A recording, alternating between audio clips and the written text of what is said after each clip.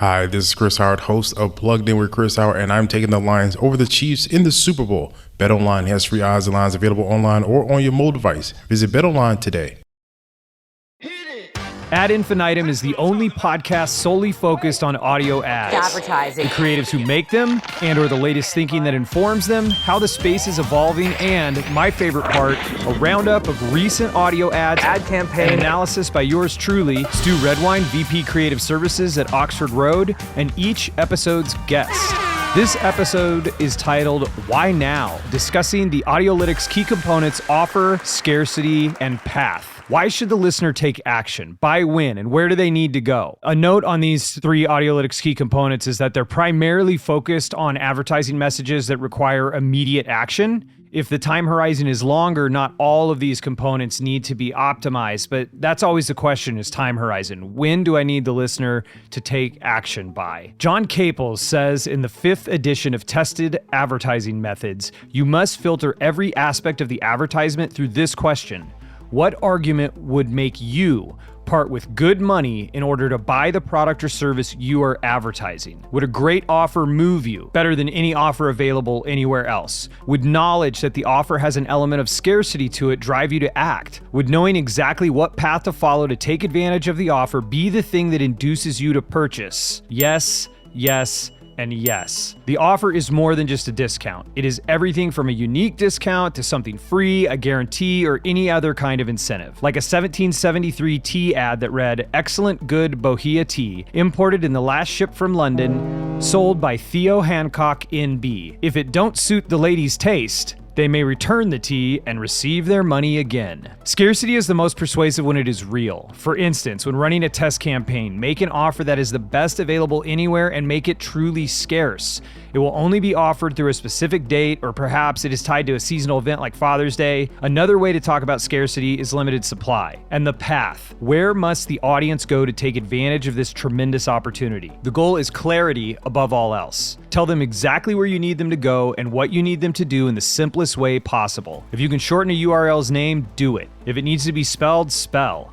If you're asking them to go to a URL and enter a promo code, at least make it easy. But the goal is to ask the listener to take as few steps as possible, and that includes keystrokes, actions, or even things they have to remember. When it comes to offers, scarcity, and path, don't be quick to dismiss the power they hold over your cash register ringing. If you don't have an offer or scarcity and have a convoluted path, you have hobbled your message. It may still connect emotionally. It may still give the audience a fond recollection of your brand when they hear it again someday. But if you need to make the cash registers ring, especially as you test out a new channel, then you must include all three. This episode's guest is Amanda DiMarco, VP of Client Success at Veritonic, and we've had the pleasure of working together on a handful of campaigns. In fact, we have some creative that's testing currently in the Veritonic platform. So welcome to Ad Infinitum, Amanda. Thanks, Stu. This is a really exciting one to be a part of. I'm so glad that you're here. So a little bit about Veritonic. Veritonic is a comprehensive platform that provides independent and holistic audio data and analytics. It is trusted by leading brands, agencies like Oxford Road, and platforms around the world for full funnel audio optimization and measurement, including NPR, SiriusXM, Acast, Sports Clips, the New York Times, Indeed, Shopify, and more. Like I said, we've used it on a number of campaigns. We're using it right now. And what I love about Veritonic is that it has a Veritonic audio score, and that's a common metric like Audiolytics that gives you a universal way of assessing and talking about podcast ads, radio ads, streaming ads, audio logos, you name it. Veritonic is powered by machine listening and learning, trained through years of analyzing audio files, correlating them with second-by-second human response data and predicting response.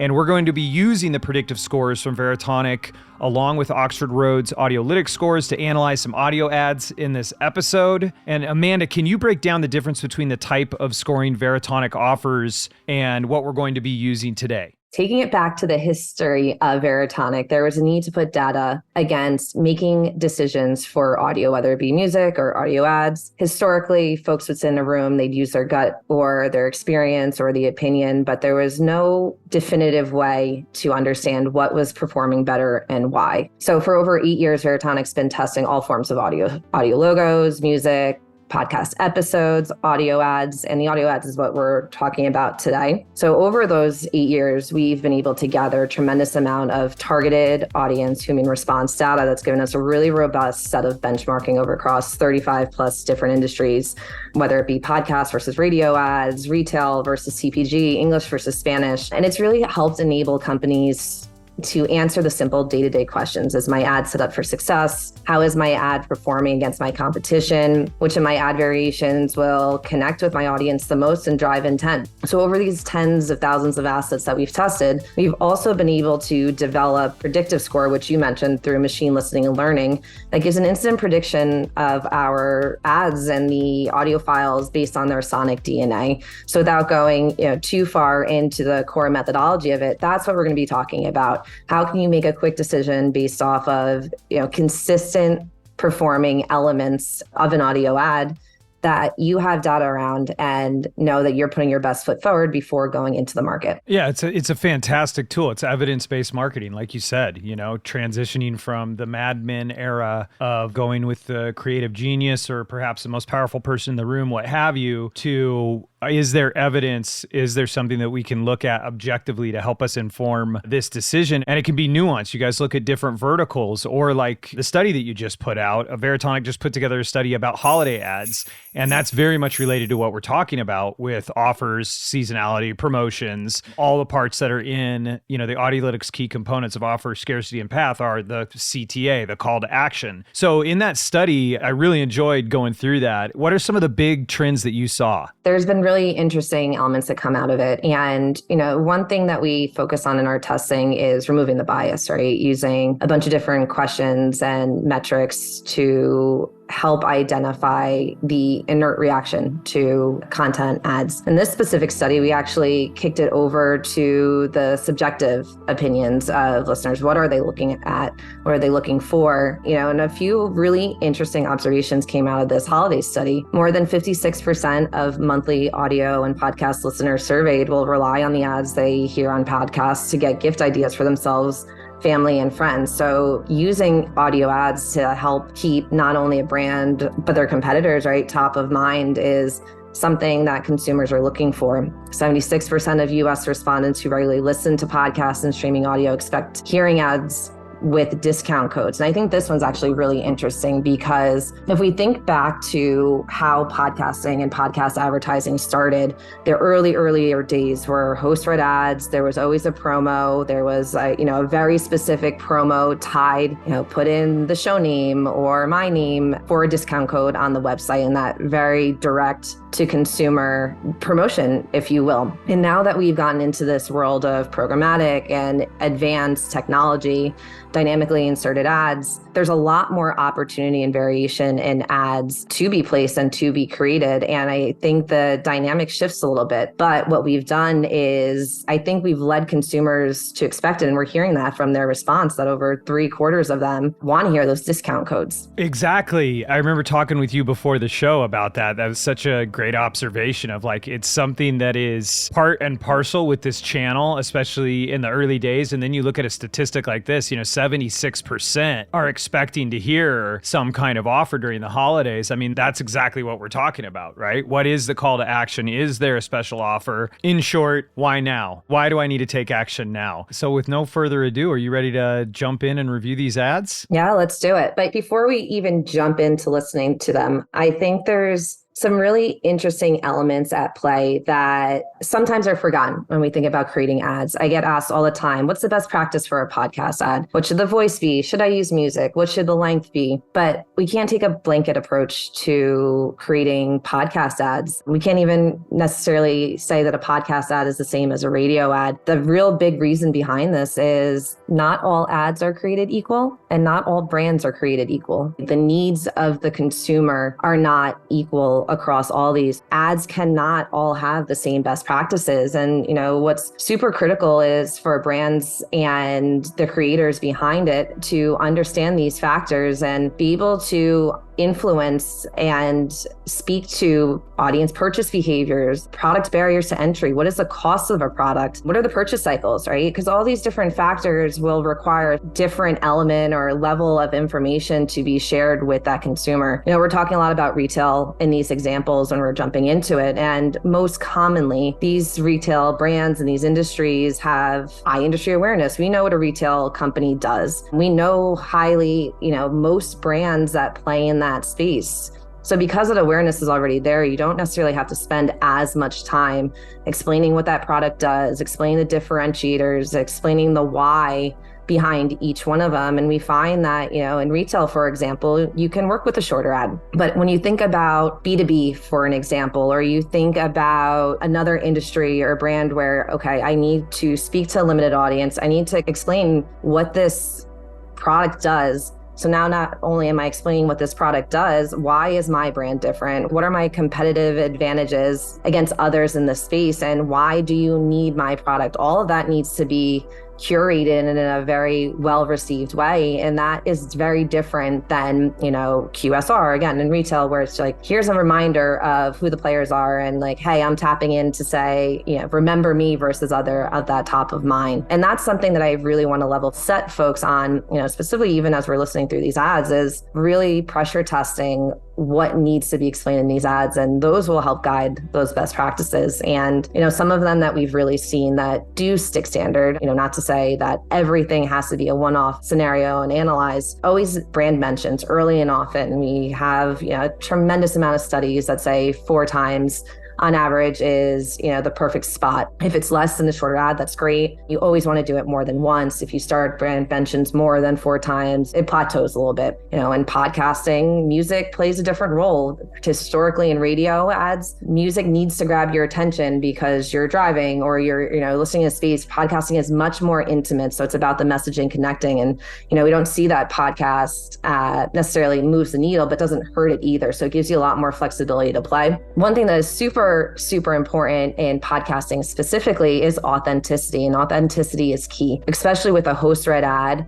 Consumers can hear in your voice if you're reading a script and if it's not a genuine recommendation, that can often hurt the ad more than it is benefiting it. And there's been data that really, really specifically, it's one of our key Veritonic emotional components. And we see really strong correlations with authenticity, relevancy, and trust as tying directly to intent. And I think that is, just a really, really important reminder here in this space. And the other thing is sonic branding. So that is something that has really been evolving, I'd say, in the audio space recently. A lot of brands are investing for the first time or reinvesting in tweaking their classic audio logo or sonic branding, whether it be, we're going to listen to a Home Depot ad, and traditionally they've had, their consistent mnemonic that is played throughout the ad, but, brands also have that end jingle, right? The short couple second melody at the end that represents that brand. And specifically, even in podcasting, it doesn't show as frequently or often as it does in TV or radio ads. But in a study that we did with Odyssey a few years back, it supported that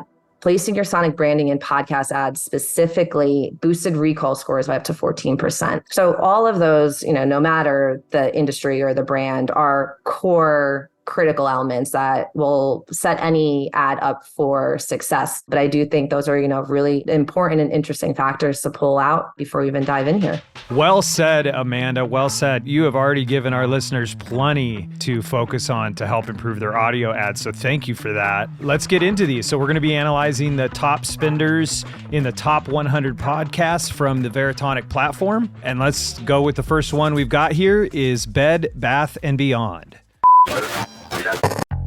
Your dream home just got a little more real. Bed Bath & Beyond is back with more to love than ever before. At the new Bed Bath & Beyond, you'll find the products and brands you know with styles for every room and budget, along with a huge selection of furniture and decor, all in one amazing online store.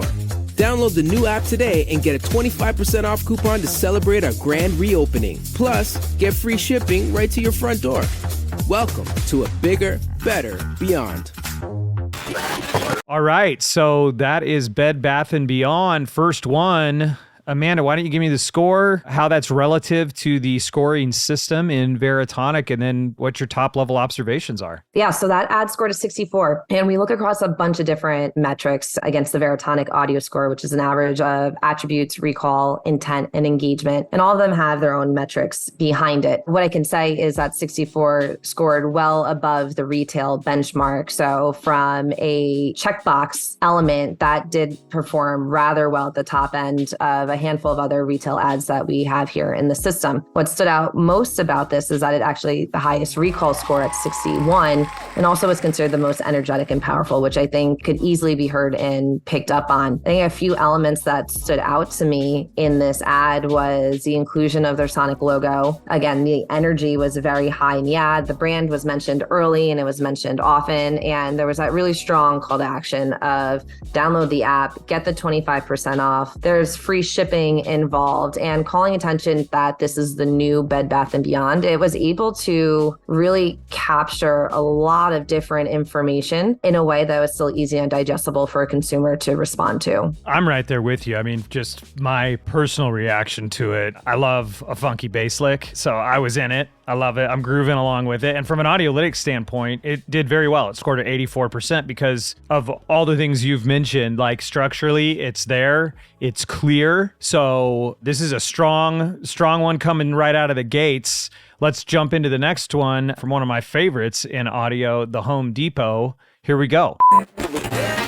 When the holidays come to town, so do your friends and your family. So get to the Home Depot for everything you need to tackle those easy projects to prep your home for the holidays with up to 40% off select online bath for your project. Get your bathrooms guest ready with a modern Glacier Bay Tabana vanity or an Oswald faucet in matte black with free delivery on all online vanities and faucets at the Home Depot. How doers get more done.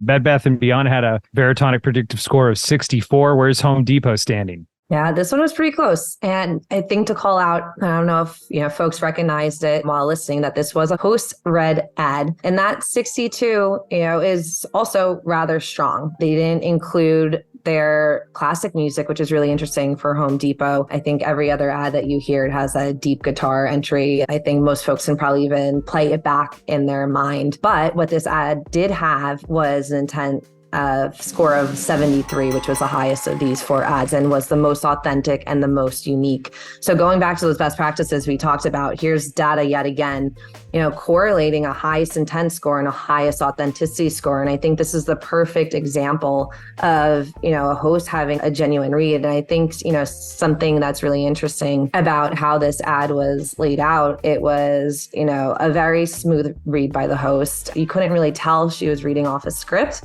until you got to some of the really strong descriptors of the modern Glacier Bay, Tabana, vanity, where, if a listener is listening rather closely, they might be able to pick that up. But I still think it was a rather well-read ad. Home Depot was mentioned, really fast within the first 5 seconds. And altogether, the score supports the strength of this creative. All right. So the Home Depot came in at a 74.1% on Audiolytics, which is tracking along there with Veritonic, right? It's lower than Bed Bath & Beyond. I think, again, everything that you're calling out, it's important to note it's a host-read ad, and, this is from podcast, so we give it that credit of going, we're listening to these things without context, so to speak, but in the context of the podcast, knowing and recognizing that that's the host, even though we do encourage, people self-identifying or saying something to personalize it a bit more, that it's not just relying on recognition of the host's voice. But this is, there are opportunities where this could be stronger from the Home Depot, especially looking at offer, scarcity, and path. I mean, there is an offer there. It is tied into the holidays. They do, are talking about the fact of at the Home Depot. They use their tagline, how doers get more done. So, it's strong, but kind of like you were saying, it's like, you're used to the guitar lick and all this stuff. Like in a host-read ad, could that be something tying back to that study you'd mentioned early on, 14% improvement using the sonic branding? Could they figure out a way to incorporate, even with hosts, some kind of sound effect or some aspect of the song? Like, would that actually help this be even stronger because there's so much weight behind that? So far we're tracking right along. Let's take a listen to the next one. Football's back, and Whole Foods Market has everything you need for a delicious tailgate or watch party. Level up your game day hosting with marinated chicken wings, chicken sausages, hot dogs, and more. Headed to a friend's house? On the way, grab crowd-pleasing snacks from Whole Foods Market, like Late July tortilla chips and Primal Kitchen queso dip. And don't forget the beer. Very important. Just check out that local selection. Elevate game day with Whole Foods Market. Must be 21 plus. Please drink responsibly. All right, Amanda. Wow, that's a really football-y voice. What did you think of that one, Amanda? I think you might be the next voiceover for Whole Foods over here. I think you called out a really interesting element of that ad. So overall, it scored a 60 on our side. So still above benchmarks, had strong recall. But we actually saw some of our emotional attributes start to dip a little bit. I think it's a good call out here because the other strategic element about creative and audio ads that we didn't talk about earlier is how many different creative variations is optimal in any one given campaign. And when you think about this ad specifically, I think it was definitely directed towards a very unique audience. And had we tested this against a specific human audience and panel, we probably would start to see some really strong differentiators in how females scored the ad versus males, or those that are, really interested in football versus those that are not really interested in football, and the intent that would be driven to Whole Foods. But there is a strategy in play there when you can optimize your audio creative to speak to small buckets of audiences at a more optimal state. And when you put those all together, you're actually hitting and speaking to a greater dynamic and a greater pool of listeners versus just using one ad that maybe hits a moderate average level. So I think this ad did have a lot of the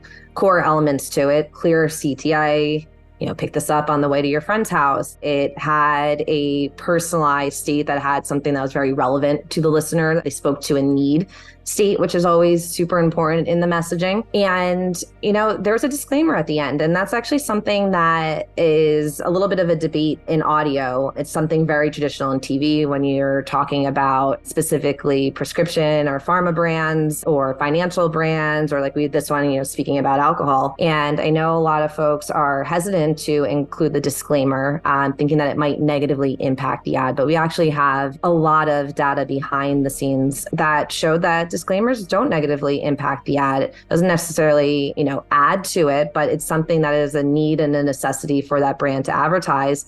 And it's okay because the brand's message and the value in this scenario specifically, and when well done, is able to be given, quickly and efficiently before you get to that disclaimer piece. So no need to fear the disclaimers. They don't always hurt the ad as long as, again, that ad was done right. All great points. This one's so on the nose with this voice coming right in. Football's back. It's like, okay, all right. I'm trying to connect with a specific audience, like you're saying. From an Audiolytics standpoint, really looking at the substance of the message. This one scored at a 78%, so a little higher than the Home Depot, but not up there with Bed Bath & Beyond, because it does have a lot of clarity. Like even in listening to you, talk back through it, it's like it's clear what they're looking to communicate. Again, though, from an offer and a scarcity and a path standpoint. Path, okay, yeah, you want to go to Whole Foods, elevate your game day with Whole Foods. Like, is there power in changing that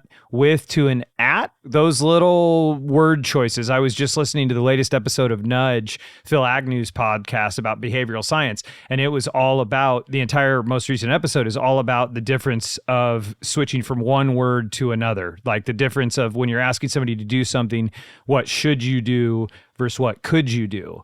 And that should tends to shut people down and narrow their choices. Could tends to open them up and they become more creative, right? So in this case, I look at that, elevate your game day with Whole Foods Market, elevate your game day at Whole Foods Market. Could that make a difference, changing that word right there when it comes to the offer, scarcity, and the path? And I think it's interesting, like thinking through, offer, scarcity, like, okay, there's a moment in time, right? Like what's a temporal landmark? Like Daniel Pink talks about, like, when's this moment? Headed to a friend's house. Well, that's scarce, right? Because you're going to do that in time and it will happen. There is a sense of some scarcity there of going, hey, make sure you do this before you head over to your friend's house. you bring in that psychology play to it, talking about words in this instance. It's a big factor when you talk about the discount, or really what it comes down to is the perceived value to an individual.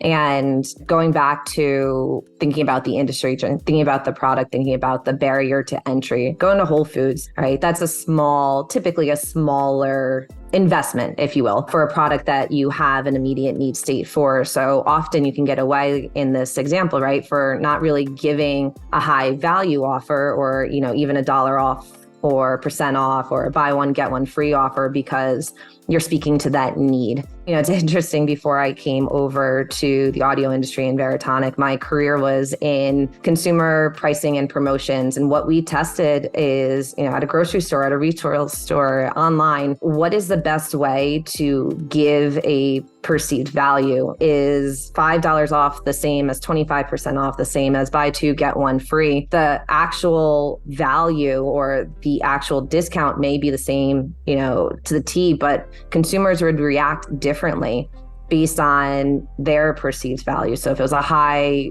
barrier to entry, a high purchase price, a product that was $50, $100, and they saw, save $10 coupon, they were a much higher opportunity to react to that, even though it was only a 10% discount. And that's a really big reality to take into consideration here, is that psychology plays such a big role in the need and the perceived value. And you're speaking to that specifically on scarcity and path here. Exactly. It's a cool time to be in marketing where, behavioral science is coming to the forefront. This evidence-based stuff is coming to the forefront, where it's like, sure, it's not rocket science, but there are things that we can observe and then data that we can collect that help us make the most informed decision on why we're making the ad this specific way. All right, so we've got 3 ads so far: Bed Bath & Beyond, the Home Depot, and Whole Foods. Right now, our champion that had both the highest Audiolytics score and the highest Veritonic score is Bed Bath & Beyond. So let's see if maybe Macy's unseats them. I don't know. Let's take a listen.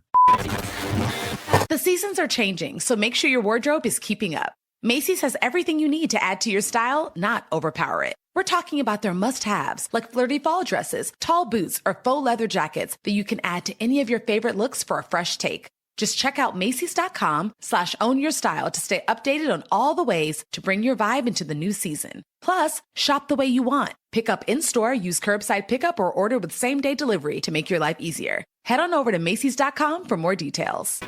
All right. So how did Macy's do, Amanda? For us, this one scored a 58. So a little bit lower than the others. And again, Bed Bath & Beyond was a 64 against the Veritonic audio score. And, this one was the lowest on attributes. It was the lowest on recall. Now, it's still above benchmarks. But, one thing I see here is the energy was scored lower. And we hear it's a little bit more of a relaxed tone. That doesn't always mean a bad thing, but it's definitely an observation. And one element that stood out to me here is, there wasn't a promo, there wasn't a value. It spoke to making your life easier. And I think that definitely can resonate with some folks. But I also think this ad might have, a little bit more challenge grabbing the attention of, okay, what was it again that I needed to get out of this ad? Macy's is interesting, right? Because, like other retailers, there's often some type of promotion that's always happening. So, how do you stay present and top of mind in between those, big holiday events, or, the big friends and family savings?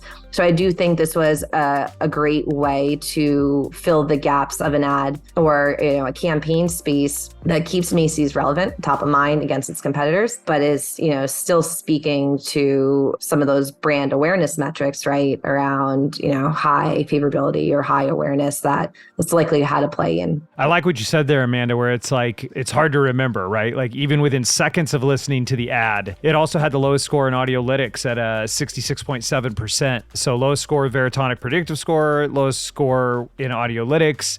And that's something as we do more episodes of Ad Infinitum and bring in experts, like yourself or different methodologies that we see, they tend to track together to go like, it's good to get different views and different ways of looking at the creative. And we all can recognize when it's stronger and more potent and more persuasive and when it's not quite there. But it's so helpful to have the score and have the data to back it up. But in this case, it is tying into the seasonality, but like, it's funny, it's Macy's. There isn't an offer. And, you know, when I think of Macy's, I do think of some sort of discount or something like that. The path, it is a specific URL they're asking you to go to, you know, Macys.com/your own style to stay updated on ways to bring your vibe into the new season. And then at the end, they say, head on over to Macys.com for more details. They don't use that again. So they only mention that, in my book, a little bit longer custom URL one time, you know, so there would be an opportunity there for more clarity. But when we look at all 4 of these together now, so we've got Bed Bath & Beyond came in with a 64, Home Depot at a 62, Whole Foods at a 60, Macy's at a 58. Is that the same way you would rank them? Would you stand behind those Veritonic predictive scores? I would. And, you know, there's 2 parts to this that are always critical. There's understanding how your ads do to a gen pop. You know, if you're going to a listener base of a podcast or you're targeting, you know, something at a little level, you do want an ad that can speak to a bunch of different demographics or behaviors and interests. But I think ultimately with any one of these ads, and like we talked about with the Whole Foods, when you really want to understand how this ad is going to perform against a core audience, or have the opportunity to really optimize the strategy and use multiple different ads with multiple different voiceovers and calls to actions and messages, and really understand how does that speak to millennials? How does it speak to an older demographic? How does that speak to, you know, someone who's interested in football versus not? That's where really taking the opportunity to test against that core audience with some of the work, you know, that you're very closely familiar with, Stu, from the Oxford Roadside. That's where the true optimization really comes in. But at surface level, 100%, I think, you know, just even if I went to listen and understanding what these retail brands are trying to accomplish, this feels right to me. I think so too. And it's like, just thinking back to them, I'm like, I still feel good about the Bed Bath & Beyond spot. Like, I can remember the bass lick. Like it makes you feel good. It's clear. I think to your point about audience, it's like it's a general message that's done well to the general audience. The Home Depot one, and then from an offer standpoint, it's strong. 25% off a coupon, and I have to specifically get the new app to get that, right? So from offer, scarcity, and path standpoint, and they sweeten the deal. They throw in some free shipping, and then next down in the scoring, it's like, you know, the Veritonic score followed exactly the order of the ads as we went through them. You know, with Home Depot, it's like, I feel like this was kind of laced in with your answer, is like, you know, yeah, it was Home Depot, but man, it didn't feel as Home Depot as other spots do. So it gets points for being a host read ad, but you know, there was definitely opportunities for it to be stronger. It does have the 40% off offer. So from an offer standpoint, it's still there, but it did not feel as distinct or as engaging as the Bed Bath & Beyond spot. And then Whole Foods is so specific, which really you bring up a great point. You know, this is specifically talking about football. We're pushing to that audience. Like we said, there's maybe some word choices stuff you could do different. Maybe they could throw in some kind of offer, but they've got the scarcity built in there in the sense of, hey, I'm tying this to something that you're doing that's going to happen in time, and so you need to take this action. And then at the bottom of the heap, we've got Macy's, where it just didn't feel terribly memorable, but to your point as well, I think it's an impression and it's mentioning Macy's and it is tying itself to the season. But there are definitely opportunities for the Home Depot, the Whole Foods ad, and the Macy's spots to be stronger, while Bed Bath & Beyond is our clear winner of this episode. I definitely agree. The consumer wants to have a perceived value, a sense of, I won, I got this great deal, or I got this item that is not widely available to all. And in whatever way marketers can do that in advertising, I think that's the sweet spot right there. And it's this type of language that you play around with, and, you know, the importance of testing at the end of the day, because it gives you a sandbox environment to say, okay, what is it that's actually, you know, capturing the consumer's attention? And you think about the current environment that we're in with inflation and, you know, just cost savings. Retailers likely aren't in the place to do as much promotion, you know, perhaps if they had historically. So what is it that can recreate a perceived value, perceived need, and still be effective, but allowing them a little bit more of that flexibility? And that's the ongoing challenge. You know, what worked yesterday might not work tomorrow. tomorrow,